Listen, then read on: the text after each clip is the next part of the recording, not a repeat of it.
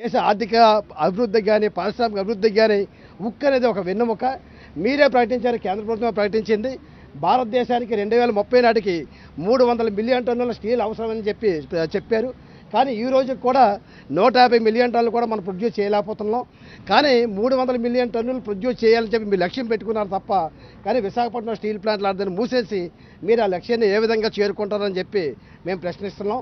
ఉక్కును అభివృద్ధి చేయండి, స్టీల్ ప్లాంట్ని అభివృద్ధి చేయండి, మరిన్ని పరిశ్రమలు కట్టండి, మరింత యువతకి ఉపాధి కల్పించండి.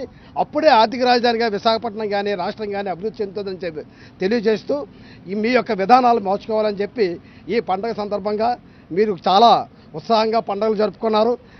చంద్రబాబు నాయుడు గారు నారావారపల్లిలో పండుగలు జరుపుకున్నారు. మీ పవన్ కళ్యాణ్ గారు పిఠాపురం వెళ్ళి పండుగలను ఆనందంగా జరుపుకున్నారు. మోడీ గారు ఢిల్లీలో కిషన్ రెడ్డి గారి ఇంటికి వెళ్ళి సంక్రాంతిని జరుపుకున్నారు. అలాగే ఇక్కడున్న ఎమ్మెల్యేలు భీమవరం ప్రాంతానికి వెళ్ళి పండుగలు జరుపుకున్నారు. కానీ